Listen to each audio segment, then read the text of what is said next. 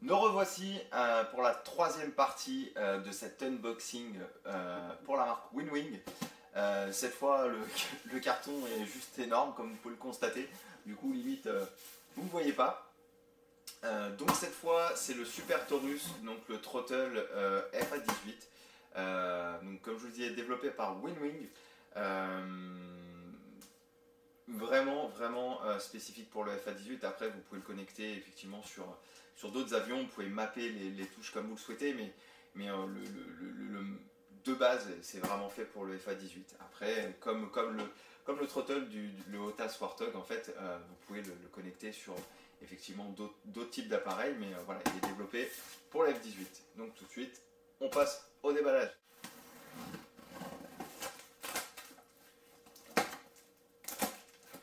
Donc même envoyé par avion, en fait, donc on le reçoit sous forme, bon, comme moi j'ai acheté le take-off panel, le combat panel, on les reçoit sur trois colis différents qui sont vraiment dans les emballages où je vous les montre. Et pour le coup, même comme cela, ça n'arrive pas vraiment à abîmer. J'ai des petites marques sur les cartons, mais je pense pas que ça soit très grave. Du moins que c'est les pris de gros coups. Donc là, c'est vraiment la pièce de résistance.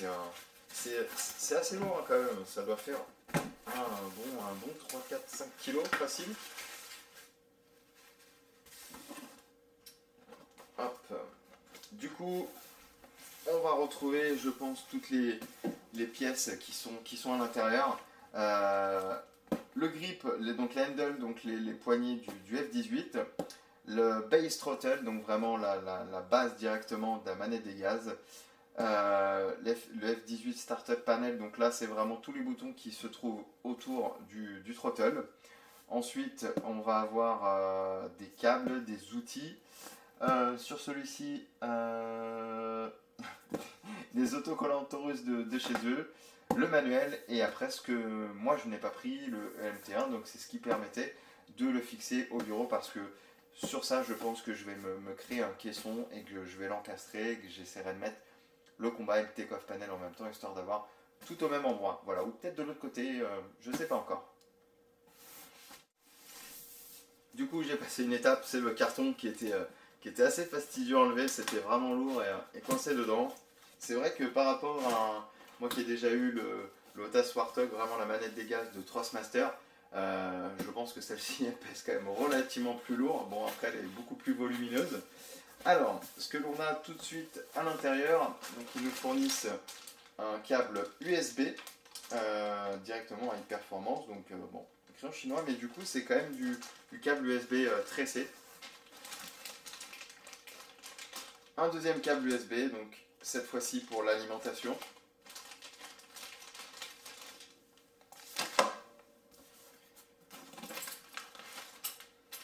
Les outils, toujours. Ah, c'était pas un autocollant en fait, c'était un magnète directement qu'il nous donne.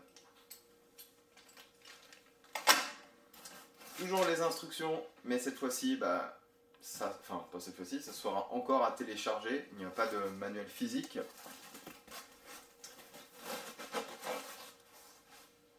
Première partie de polystyrène, et là on arrive au gros du sujet. Du coup, j'ai sorti directement le throttle avec le start panel de la boîte. Les handles, donc les poignées, sont encore dans le carton. Et là, on découvre la bête. Du coup, ici, on va pouvoir directement remettre la tension donc, au neutre pour avoir un meilleur ressenti.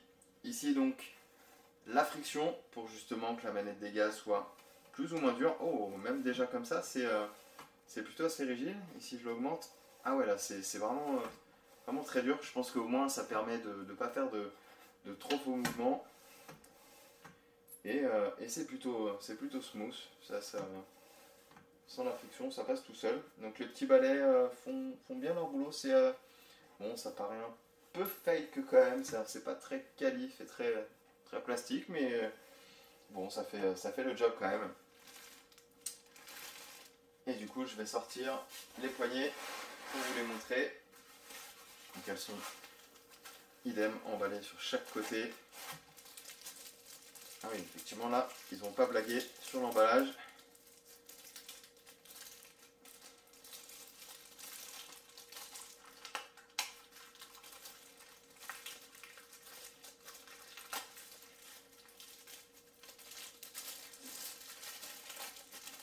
Et du coup, les petites vis qui vont avec. Ah, c'est... Honnêtement, c'est très quali. Les boutons et autres, c'est plutôt très quali. Bon, des petits problèmes de finition en dessous, mais du coup, ça se verra absolument pas. Sur certaines vidéos, j'avais lu du coup que le petit bouton qu'il y avait ici, du coup, abîmait le doigt. Honnêtement, ils ont dû corriger le tir parce que ça se sent pas du tout. Donc, plutôt surpris. Je vais déballer juste la deuxième handle.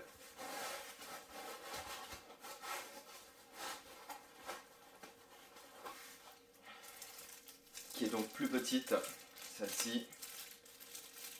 Je pense qu'on va avoir également dedans les vis, oui, qui doivent être par là.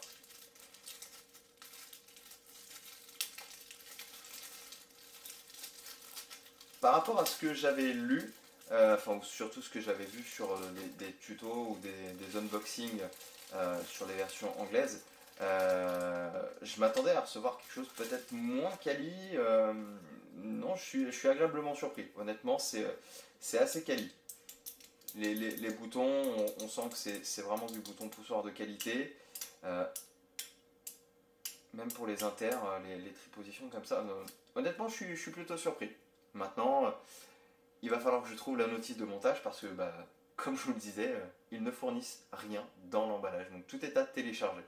Donc on va essayer de faire ça. Du coup, juste avant le montage, on va juste refaire un petit point sur les fonctions qu'on trouve sur le Start Panel, donc qui est lié au throttle. Donc sur la partie en haut, on va retrouver les génératrices, donc la left et la right. Ici, on retrouve le bouton de batterie, donc sur on, override ou off, donc lié forcément au fire test, donc circuit A, circuit B. Les ground power, les external power directement en normal, on et autres. On va retrouver le pitot, donc le réchauffage pitot, l'anti-ice pitot. Idem pour la partie engine. On retrouve du coup le petit bouton rotatif pour les feux de formation, les feux de position. On va retrouver le strobe, donc en bright, off ou en dim. On va retrouver le bleed air, idem. Donc je crois qu'il y a une positionnement où du moins on ne peut pas faire une rotation totale comme dans le simulateur. Les génératrices directement ici, on retrouve l'intra-wing directement. On va retrouver l'APU Start avec le petit bouton On. On va retrouver les cranks des démarreurs left and right. L'extend prop, donc ça c'est donc pour aller faire du ravitaillement en vol. Et on va retrouver les external tanks pour les wings. Du coup, ce qu'on a aussi, donc la friction, ce que je vous disais, donc qui va durcir plus ou moins les leviers. Alors, vous voyez par exemple si hop, je vais en enlever un, hop, et là du coup on est beaucoup plus souple. Et si je la mets à fond, effectivement, vous voyez, là je peux même pousser. Il faut vraiment y aller. Donc là, ça, il faut trouver au feeling de chacun. Honnêtement, la qualité, il y est plutôt.